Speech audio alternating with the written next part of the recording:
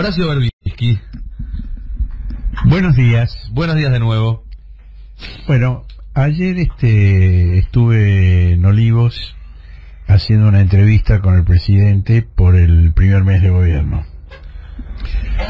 Fui con dos cámaras, dos documentalistas neuquinos, Luciano y Carlos París, que filmaron la entrevista. Ahora estoy desgrabando todo lo que hablamos, pero la vamos a publicar el domingo en el Cohete a la Luna. Pero cosas muy, muy interesantes, ¿no? Por ejemplo, yo le planteé a Alberto que yo leí la tesis de graduación de periodismo de su compañera, de Fabiola Yáñez, que es sobre el conflicto Clarín-Kirchner. Caramba.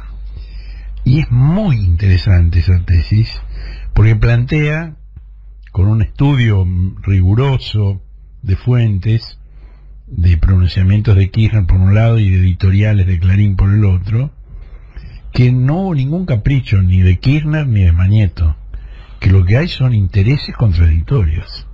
Hay una contradicción objetiva de intereses. Bueno, Alberto lo primero que aclaró es que él no tenía nada que ver con esa tesis, que la relación entre ellos empezó después de la tesis, pero después dijo que sí, que él está de acuerdo, que es así, que hay contradicciones objetivas. Y le digo, bueno, pero ¿cómo te vas a parar ahora frente a esa contradicción objetiva? Claro, porque él está haciendo una cosa de conciliación, de acercamiento de posiciones, y de otro lado le contestan con cohetazos, parece Medio Oriente en las páginas de Clarín, ¿no? Las cosas que plantean. Bueno, el domingo van a ver la respuesta de Alberto al respecto, que es muy interesante, pero digo, es un tema que está allí sobre la mesa. Por ejemplo, esta semana aparece en tapa de Clarín de que Cristina le pidió a Alberto que Alberto mediara en favor de Axel por el tema de la ley impositiva, que entiendo que se va a tratar hoy en la legislatura, en la Cámara de Diputados de la provincia de Buenos Aires. Así es. Y Alberto dice, Cristina está en Cuba. Yo no hablé con Cristina de esto. Además, yo estuve reunido con Axel antes. El día que se estaba votando en el Senado, Axel estaba conmigo, yo estaba con él. Y yo estuve hablando con intendentes de Cambiemos, mucho antes de la etapa esa de Clarín. Pero bueno, te instalan una cosa. Ahora, ¿se por sale otro a lado, contestar esto? ¿Es necesario salir a responder que esto no fue así? No tiene sentido. No tiene sentido porque además no podés confiar en que la transcripción de lo que vos decís sea fiel. Te van a insistir con que el apoyo de Alberto a Axel a pedido de Cristina, que el presidente niega. O sea, todo va a ser tomado en su contra. Cada cosa que digas puede ser usada en tu contra. y ya mismo el planteo tiene un sesgo, En el porque argentino no hay presunción de inocencia, ni de verdad. y además el planteo ya trae un sesgo, porque ya desde el vamos te ponen a la defensiva como si fuera algo malo, ¿sí? En caso de que Cristina efectivamente le hubiera llamado a Alberto, escrito a Alberto y dicho, che, me parece que en la provincia de Buenos Aires hace falta cierta intervención del Estado Nacional para destrabar una situación política compleja. No tendría nada. No tendría absolutamente nada de malo. Y pensémoslo al revés, imagínate, digamos, si alguna figura, si Jorge Macri le hubiera pedido a su primo que intercediera para ayudar a Vidal para sacar adelante una ley. ¿Alguien estaría diciendo que eso es tráfico de influencias, que hay un doble comando? Estaríamos todos asombrados. ¿Qué pasa? Sí, claro. Que Macri apoya a Vidal. Sí, bueno. Esto sí que es una Esta sería una sorpresa. O un llamado de Pichetto en su momento a Macri, ¿no? Para una misma situación. Así es. Sí. Bueno, eso fue uno de los tantos temas que tocamos con Alberto. Lo vi muy bien. Arrancaron suave. Muy tranquilo, muy lúcido, y con mucha decisión de ejercer el poder. Pero no frente a Cristina, como plantea Clarín, sino frente a los poderes fácticos. Que es lo que corresponde, digamos, que es lo que se espera de alguien que ocupa su rol. Y yo creo en el diálogo, pero si no la entienden, el presidente soy yo, y voy a ejercer el poder. ¿Hablaron del futuro de la oposición? No. Es un tema que a mí me interesa muy poco, y creo que a él también. Y hablaron me imagino que sí, ¿no? De la situación internacional, porque se habla siempre, mucho se especula sobre los cisnes negros, estos sucesos inesperados que cambian el rumbo de la historia. Sin ninguna duda, Alberto Fernández creo que no se imaginaba que su primer mes de gobierno iba a estar signado por un golpe de Estado en Bolivia, la crisis en Venezuela y Medio Oriente al borde de un conflicto generalizado. Sí, hablamos y fue muy claro, muy categórico, con definiciones muy precisas sobre cada uno de esos temas. Muy, muy interesante. ¿Está preocupado él por esto? Ninguna persona sensata puede no estar preocupada por todo. Tienes razón. Y Alberto es una persona muy sensata. Ahora, Horacio, pregunta para vos también. En la mitología esa que circula sobre los primeros 100 días que son fundamentales, ¿vos crees en eso? Pues es un lugar común del periodismo, que si en los 100 días no haces tal cosa, después no lo haces más, ¿es verdad? No, no es verdad. No es verdad. Hay algunas cosas que sí, que se pueden hacer al principio y no después, pero a la inversa hay otras cosas que se pueden hacer después y no al principio. Aquí, por ejemplo, en este caso, desde el 10 de diciembre hasta el 31 de marzo, Alberto tiene tiempo para negociar la deuda externa con el Fondo Monetario y con los acreedores privados. ¿Y por qué esa fecha es importante? Y bueno, porque hay un vencimiento muy grande de deuda en esa fecha.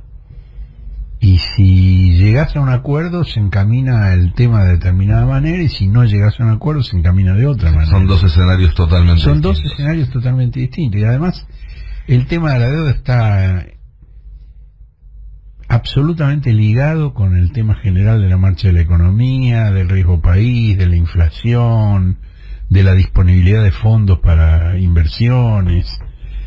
Bueno, esas cosas, pero no porque sean los primeros 100 días de Alberto, sino porque coincide con un vencimiento importante de la deuda descomunal que dejó Macri, y que además yo creo que no es de casualidad, que eso ha sido programado de esa manera, por si no ganaban la elección ellos. Sí, está claro, está claro. Lo de los 100 días, haciendo un poco de historia, retrotrayéndose, se me vienen dos contraejemplos a la cabeza de gobiernos que tuvieron primeros 100 días muy convulsionados y luego terminaron encaminándose. Uno es el primer mandato de Carlos Menem, que le tomó bastante más de 100 días encaminarse. Es cierto que en esa época eran más largos los mandatos presidenciales y le dio otro changüí, pero claramente la ley de convertibilidad marcó un antes y un después y le llevó 2 años llegar a ese punto. Y el otro es el primer mandato de Cristina Fernández de Kirchner, que tuvo en sus primeros 100 días el conflicto en el campo, tuvo una derrota electoral muy fuerte al segundo año, y a partir de ahí fue que empezó, digamos, a encarrilar la cuestión. ¿Qué derrota electoral tuvo? La del 2009. No fue una derrota electoral. No fue una derrota, bueno, no. La boleta con Néstor Kirchner a la cabeza perdió contra... ganó la elección nacional, perdió la provincia de Buenos Aires. Políticamente se leyó como una derrota. El propio Kirchner al día siguiente. ¿Se acuerdan la conferencia de prensa de Cristina? Sí. Pero el propio Kirchner también lo reconoció. Bueno, para él fue una derrota. En la provincia perdieron, sí. Sí. Pero nacionalmente no. Y eso es importante porque explica el 2011. ¿De alguna manera? Sí, de alguna manera sí. Pero bueno, eso, los 100 días a veces es... A veces son 4 años. Sí, a veces son 4 años. Bueno, yo la entrevista la hice por los 30 días. Está muy bien. No por los, está bien. No te por permite los volver a hacer otra a los 60 y otra a los 90 en todo caso. Sí. Yo creo que ha sido un buen comienzo del gobierno. ¿Y él cree que fue bueno también? Sí, él está muy tranquilo, muy tranquilo. Bueno, Alberto tiene una ventaja sobre cualquier otro presidente. Es el primer presidente en la historia argentina que llega al cargo conociendo cómo funcionan las cosas. Sí. Conoce la botonera, como se dice en la jerga. Sabe cómo funciona porque fue 5 años jefe de gabinete. ¿Ídole a otra cintura? Sí, totalmente, totalmente. Normalmente los presidentes llegan y empiezan a aprender Sobre la marcha, digamos. sobre la marcha, sí. Es cierto. Otros no aprenden. Otros no aprenden nunca. No, de la Rúa, por ejemplo, pobre no aprendió nunca. A pesar de que había sido jefe de gobierno de Buenos Aires. Y otros son unas bestias como Kirchner, que se llevan todo por delante, y aunque no conocieran el paño, la realidad se acomoda a ellos. Sí, Kirchner fue un vendaval, fue un huracán. Sus primeros 100 días son de las cosas más impresionantes de la historia política argentina, ¿no? Y en la nota que sale el domingo, la nota completa, ¿no? ¿A dónde tenemos que poner el foco? ¿Se puede adelantar ahí? No sé, eso va mucho en cada lector. Bueno, un editor va a poner el título. No lo quiere decir. No es que lo quiero decir, todavía no está, no. Estamos recién desgrabando el material, ¿no? Dale, ya debe estar todo grabado. Dale. Pero no, si terminé anoche, volví a mi casa a las 9 de la noche ayer, ¿no? Estamos empezando a desgrabar recién. Bueno, vamos a tener que contar las horas hasta el domingo. En realidad hasta el sábado a altas horas de la noche. Sí. No, yo creo que es una entrevista interesante. Lo muestra Alberto tal cual Alberto es. Creo, por cierto, soy parcial. Creo que no pregunté estupideces. Planteé temas interesantes que exigen una respuesta meditada, no lugares comunes. Es decir, la entrevista que yo hice no tiene nada que ver con algunas de las que se han difundido recientemente, es totalmente distinta, ¿no? Creo que esa es la gracia que tiene, ¿no? Bien, estaremos muy atentos entonces a leerla este fin de semana en el Cohete a la Luna. El viernes Y seguramente te haremos algunas preguntas más, porque para el viernes tenés que tener esto de grabado. Después me cuentan, A lo mejor el viernes... aunque yo el lunes no voy a estar, porque ya me voy. Bueno, vas a tener unas buenas vacaciones. El viernes a lo mejor sí podés traer algún fragmentito en audio de algún adelanto, si encontrás algo que puedas adelantar sin arruinar la sorpresa. Para que Te escuchen. comprometió. Yo lo comprometo al aire. Lo que me hiciste el 1 de enero, básicamente. Así Te contesto como Alf. No hay problema. Bien, la previa. 29 minutos pasaron de las 9 de la mañana. Vamos a irnos a una curiosidad. Esto a vos te va a divertir, me parece, Horacio. Ayer se disputaba en Uruguay una de las carreras de turf más importantes uruguayas. ¿Sí? Que es En Maroñas. En Maroñas, exactamente, el Gran Premio José Pedro Ramírez.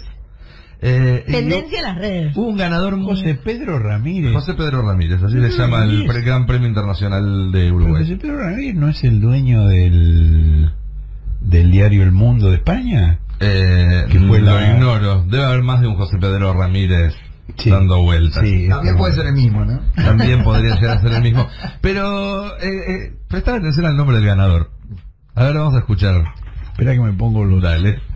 auriculares. Número 11, ajuste fiscal. Tercero viene con 7, Catbon 2370. Los primeros 2 kilómetros, Merman Social. El puntero el 8, Boicú. Le da casi pasa a comandar por el lado.